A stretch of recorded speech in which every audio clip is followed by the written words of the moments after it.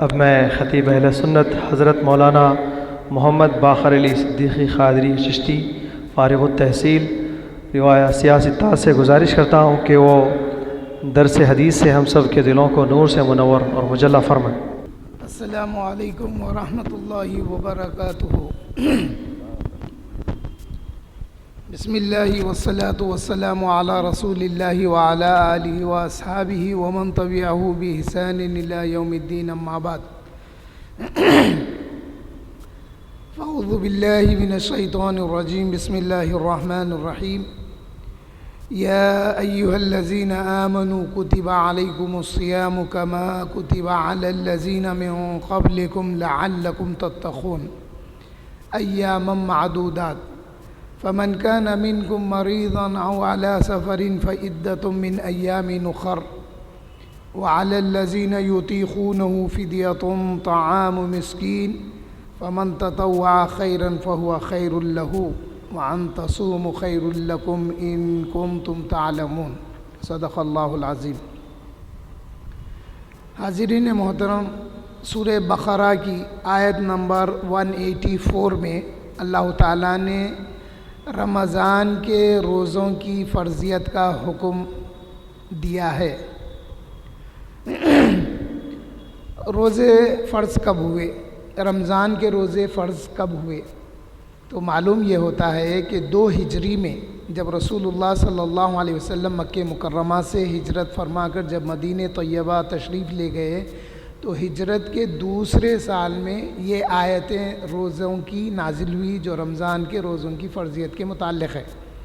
اس سے پہلے رسول اللہ صلی اللہ علیہ وسلم 10 محرم یعنی عاشورے کا روزہ جب دیکھے کہ مدینہ شریف جب آپ تشریف لے آئے تو دیکھا کہ یہودی عاشورے کا روزہ رہ رہے، پوچھا گیا تو انہوں نے عرض کیا کہ یا رسول اللہ صلی اللہ علیہ وسلم، اللہ تعالیٰ نے اس دن حضرت موسیٰ علیہ السلام کو فرعون سے اور ہم کو نجات عطا کی تھی، جس کے شکرانے میں ہم اللہ کا روزہ رہ رہے ہیں، اللہ کے لیے روزہ رہ رہے ہیں۔ تو اللہ کے رسول فرمائے کہ ہم تو زیادہ حقدار ہیں موسیٰ سے، یعنی ہم زیادہ حقدار ہیں، اس لیے ہم 2 روزے رکھیں گے۔ تو اللہ کے رسول اس موقع پہ یہ بھی فرمائے تھے کہ اگر آنے والے سال میں اگر زندہ رہا تو پھر میں 2 روزے رہوں گا، 10 اور 11 کا۔ تو اس کا حکم یہ تھا 9 10 10 11 2 روزے رہنے کا۔ اور رسول اللہ صلی اللہ علیہ وسلم ہر مہینے کی 13 14 15 تاریخ کو روزے رہا کرتے تھے، لیکن جب یہ رمضان کے روزوں کی فرضیت آ گئی تو یہ سب روزے مستحب قرار دیے۔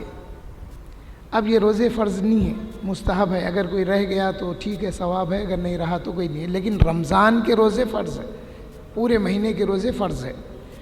اور رمضان کا پورا مہینہ جو کہتے ہیں، اللہ کے رسول نے ایک موقع پہ فرمایا کہ مہینہ 29 دن کا بھی ہوتا ہے، 30 دن کا بھی ہوتا ہے۔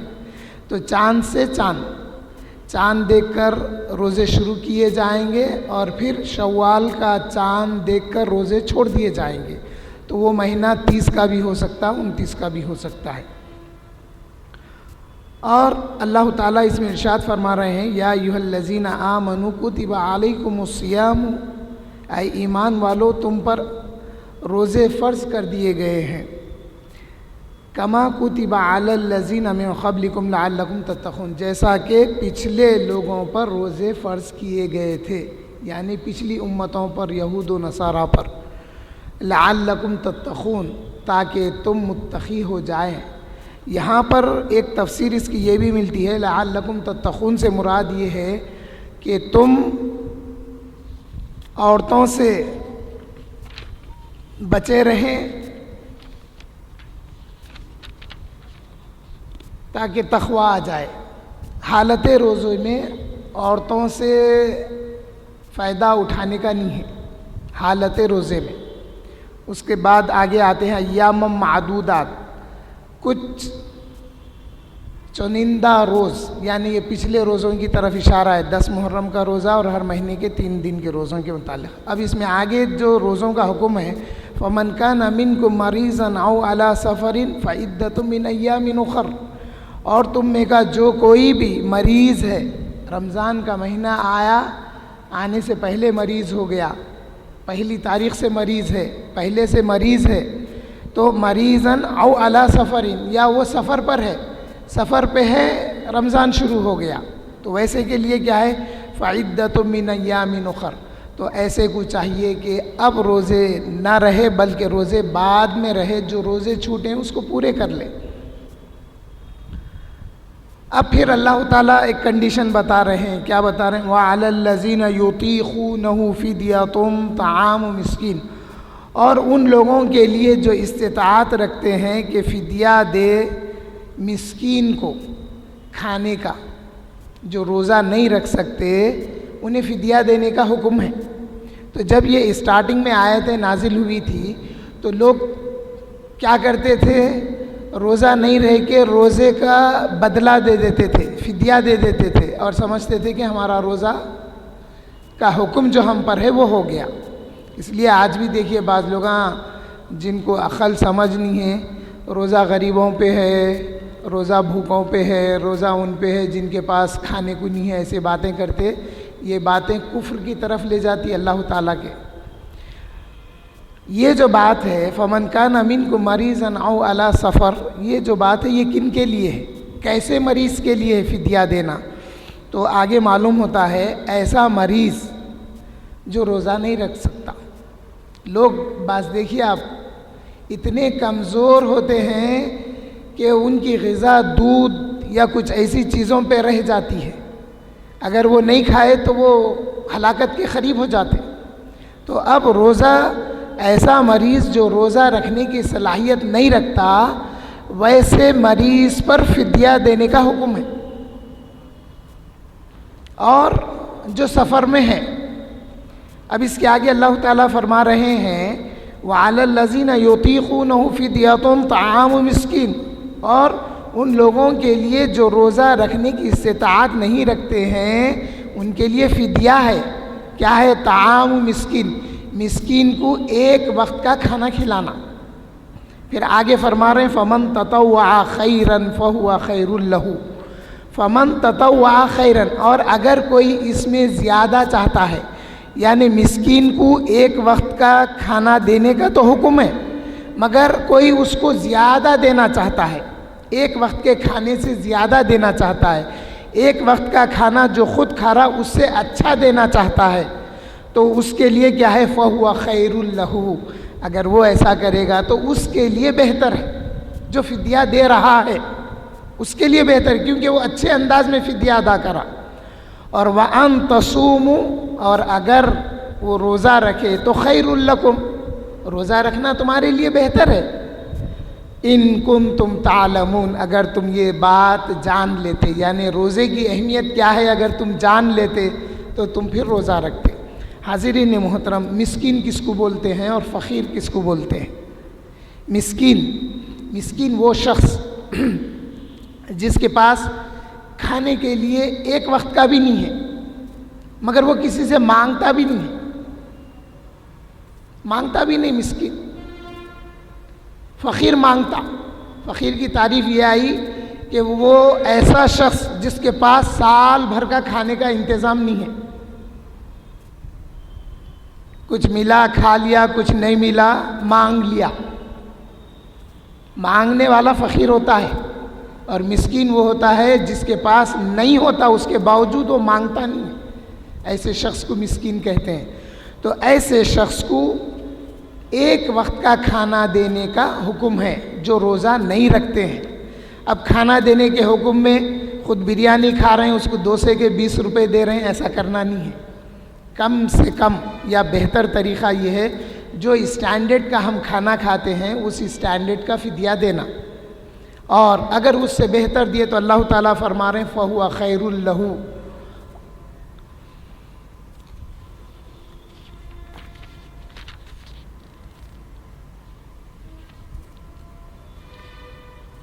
پہلے کے لوگوں کا روزہ کیا تھا اور اس امت پر اللہ کا کرم کیسا ہوا، رسول اللہ کا فرمان کیا ہوا، سنیے۔ حضرت جریر نے سدی رحمۃ اللہ علیہ سے روایت کیا ہے کہ ہم سے پہلے نصارہ تھے جن پر رمضان کے روزے فرض تھے، اور ان پر فرض تھا کہ وہ رات کو سونے کے بعد کوئی چیز نہ کھائیں نہ پئیں، یعنی دن بھر روزہ رہ گئے، اب جب سو گئے تو پھر اب کچھ کھانا پینا نہیں تھا، یعنی جیسا ہم لوگ سحری کرتے ہیں، سحری پہلے کی امتوں میں نہیں تھی، سحری تو اس امت میں رسول اللہ صلی اللہ علیہ وسلم کا کرم ہے جو سحری آئی ہے، تو ان کے لیے 24 گھنٹے میں ایک وقت کھانا تھا، مگر ایک اتفاق کیا ہوا، اور نہ رمضان کے مہینے میں اپنی بیویوں سے حقوق زوجیت ادا کریں۔ کتنی صاف اردو ہے، دیکھیے بہت ہی اچھی اردو استعمال کی گئی ہے، آج سمجھ میں آنا مشکل ہے لوگوں کی، اس لیے موٹے باتوں میں بتا دیتا ہوں۔ پہلے سنیے اردو کا کیسا خیال تھا، کیسے الفاظ تھے، دیکھیے، اور نہ رمضان کے مہینے میں اپنی بیویوں سے حقوق زوجیت ادا کریں، ان کو حکم نہیں تھا پہلے کی امتوں میں، یعنی اپنی بیویوں سے مباشرت نہ کریں، انٹرکورس نہ کریں، یہ بات پہلے کے لوگوں کے لیے، پہلے کی امت کے لیے فرض تھا، اس سے دور رہنا تھا ان کو۔ نصارہ پر رمضان کے روزے سخت ہوئے، 24 گھنٹے کی سحری ایک ہی وقت میں کھانا تھا، افطار کا، سحری نہیں تھی، تو ان پر بڑے سخت ہوئے، اور انہوں نے متفقہ طور پر رمضان کے روزوں کو موسم بہار کی طرف پھیر دیا۔ اب وہ لوگ ڈیسائیڈ کرے آپس میں کہ ہم گرما میں تو روزے نہیں رہ سکتے اس قسم کے، ہم ان روزوں کو موسم سرما میں رکھیں گے، اور انہوں نے کیا کیا، ہم اس پر 20 دن زیادہ کر دیں گے، 30 روزے رہنے کے بجائے 20 دن اور بڑھا لے کے ہم اپنے طور پہ، اللہ کا رسول کا حکم کچھ بھی نہیں تھا، انہوں اپنے طور پہ 20 دن بڑھا لے کے 50 دن کے روزے رہنے لگے۔ یہ ہماری اس تبدیلی کا کفارہ ہے، یعنی ہم یہ 30 روزے گرما میں جو آئے اس کو بڑھا کے ہم سرما میں رہ رہے ہیں، تو اس کا کفارہ انہوں سمجھ لے رہے ہیں، وہ کفارہ ہے۔ مسلمان بھی نصارہ کی طرح روزے رکھتے رہے۔ اب دیکھیے اس امت کو بھی اعزاز ہے، پچھلی امتیں یہ نہیں بول سکتی ہم 24 گھنٹے کے روزے رہتے تھے، یہ امت کو ویسا موقع نہیں ملا، نہیں بول سکتی۔ یہ امت بھی، رسول اللہ صلی اللہ علیہ وسلم کے صحابہ بھی 24 گھنٹے کے روزے رہے ہیں۔ اب یہ اللہ کا کرم ہے، رسول اللہ صلی اللہ علیہ وسلم کا کرم ہے کہ سحری کی چھوٹ آ گئی۔ ہوا کیا سنیے، خیس بن سرما ایک صحابی کا نام تھا جو انصار میں سے تھے، تو وہ کیا کیے، افطار کر لیے، افطار کر کے اپنی زوجہ کو بولے میرے لیے کھانا لاؤ، وہ کھانا لائے تک ان کو نیند لگ گئی، نیند لگ گئی تو ان کی زوجہ پھر ان کو اٹھائے نہیں، ادب میں نہیں اٹھائے، تو پھر جب صبح ہوئی تو وقت تو گزر چکا تھا کھانا کھانے کا، فجر کی نماز ہوئی، اس کے بعد آپ کام کاج میں مشغول ہو گئے، آخری وقت میں چکر کھا کے گر گئے، تو اللہ کے رسول پوچھے کیا بات ہے، تو انہوں نے عرض کیا یا رسول اللہ ایسا ایسا ہوا تھا۔ یہ ایک واقعہ ہے۔ دوسرا واقعہ یہ ہے کہ خیس بن سرما یہ جو انصار میں سے تھے، ان کو اللہ کے رسول دیکھ کے پوچھے آئے سرما یہ کیا حالت ہے تمہاری، یہ کمزوری، یہ کیسی کمزوری ہے؟ تو انہوں نے عرض کیا کہ یا رسول اللہ میں رات میں کھانا نہیں کھا سکا۔ اب یہ کمزوری ایک دن کی نہیں تھی ہوں گی نا، یہ تو 2-4 دن 5 دن روزے رہنے کے بعد وہ نڈھال پنا، وہ کمزوری آئی ہوگی۔ تو جب اللہ کے رسول پوچھے تو انہوں بولے کہ میں کھانا نہیں کھا سکا، اور پھر سحری کا حکم آیا۔ اور ایک واقعہ کیا ہوا، حضرت عمر ابن خطاب رضی اللہ تعالیٰ عنہ کا واقعہ پیش آیا۔ کیا ہوا، یہ رات میں اپنی زوجہ کے ساتھ ہم بستری کر لیے جبکہ حکم نہیں تھا، تو یہ بات نفس کو قابو میں نہیں رکھ سکنے کی بات ہے۔ تو جب یہ واقعہ پیش آیا تو اللہ تعالیٰ نے صبح کے طلوع ہونے سے پہلے تک ان کے لیے کھانا پینا اور جمع کرنا حلال قرار دیا۔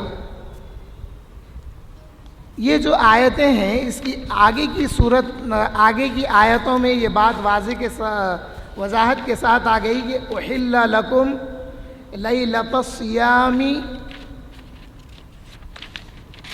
تمہارے لیے رات میں یہ بات کو اجازت دی گئی، حلال کر دیا گیا کہ تم کھانا کھائیں صبح تک اور اپنی عورتوں سے ہم بستری کریں، آگے کی آیتوں میں ہے۔ اب یہ 10-15 منٹ میں رمضان کے پورے احکام بیان کرنا یہ ناممکن ہے، کیونکہ تقریباً 6-8 آیتیں ہیں جس میں تمام رمضان کے احکام نازل ہیں۔ اس میں اللہ تعالیٰ فرما رہے ہیں وَحِلَّ لَكُمْ لَيْلَةَ الصِّيَامِ الرَّفَثُ إِلَىٰ نِسَائِكُمْ، اب تمہارے لیے اللہ کا حکم آ گیا، یہ 2 واقعات ہونے کے بعد اب تمہارے لیے حلال کر دیا گیا کہ رات میں تم دن میں روزہ رہیں، اور رات میں یعنی روزے کی رات میں روزہ رہنے کے بعد جب رات آئے گی تو الرَّفَثُ إِلَىٰ نِسَائِكُمْ، کہ تم اپنی عورتوں کے پاس جائیں، یعنی تم چاہے تو ان کے ساتھ پیار محبت کریں یا جمع کریں۔ ہن لباس لکم وانتم لباس لہن، وہ تمہارے لیے پردہ ہے، زینت و آرام ہے، یعنی تمہارے لیے پردہ ہے عورت اور تم ان کے لیے زینت اور آرام ہے۔ یہ احکام آگے کی آیتوں میں آئے۔ اللہ تعالیٰ فرما رہے ہیں علم اللہ انکم کنتم تختانون انفسکم، اور فرما رہے ہیں کہ اللہ جانتا ہے کہ تم خیانت کیا کرتے تھے، یعنی تم کو برداشت نہیں ہو کہ کبھی پیار و محبت بھی کر لیتے تھے اور برداشت نہیں ہوئی تو جمع بھی کر لیتے تھے۔ اللہ جانتا ہے، اللہ کا حکم ہونے کے بعد یہ چیزیں تم سے برداشت نہیں ہو رہی تھی، تو اب حکم ہو گیا۔ کیا حکم ہوا؟ فتاب علیکم وعفا عنکم، اللہ تعالیٰ نے تمہاری توبہ کو قبول کر لی ہے اور تمہیں درگزر کر دیا ہے، تو اب اجازت ہے۔ رمضان کے روزوں میں بوسہ لینے سے، شہوت کے ساتھ بوسہ لینے سے روزہ مکروہ ہو جاتا ہے، اب ہم بوسہ نہیں لے سکتے عورت کو۔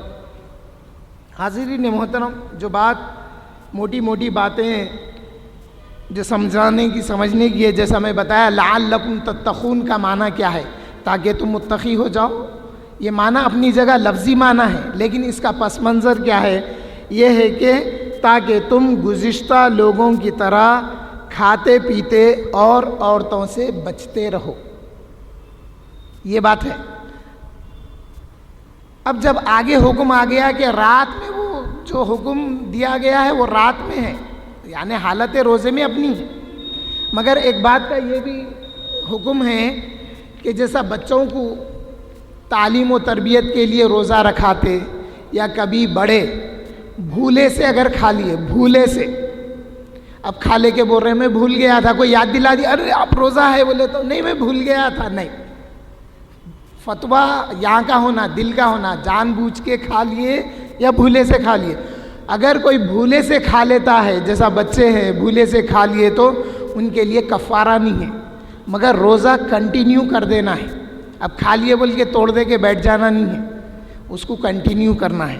تو آج کے اس درس میں معلوم یہ ہوا کہ روزے فرض ہیں اس امت پر، اور ان لوگوں کے لیے چھوٹ ہے جو روزہ نہیں رکھ سکتے، اور ایڈوانس میں دے دینا نہیں ہے۔ بعض لوگوں کو بڑی جلدی رہتی، ایڈوانس میں مہینہ نہیں، میں مہینہ بھر روزہ نہیں رہ سکتا، بلکہ مہینے بھر کے فدیہ جو بھی پیسے ہوتے یا کھانا پینا اناج ہوتا مہینے بھر کا پہلے سے دے دے رہے، ایسا نہیں کرنا ہے، روز کا روز دینا ہے۔ اللہ تعالیٰ ہو سکتا 2-4 دن 8 دن کے بعد صحت دے دے، یہ امید رکھنا ہے، اے اللہ آپ مجھے صحت دیجئے میں روزے رکھ لیتا ہوں۔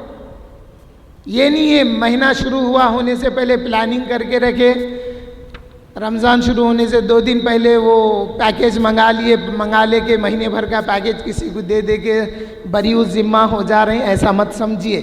رمضان کے روزے ہیں، ایک صحابی سے روزہ چھوٹ گیا تو اللہ کے رسول فرمائے او کما قال علیہ الصلاۃ والسلام، اگر اب روزے سال بھر بھی رہے تو وہ روزے، ایک روزہ جو رمضان کا ہے اس کی ادائیگی نہیں ہو سکتی فرمائے، تو روزے جان بوجھ کے بھی نہیں چھوڑنا ہے۔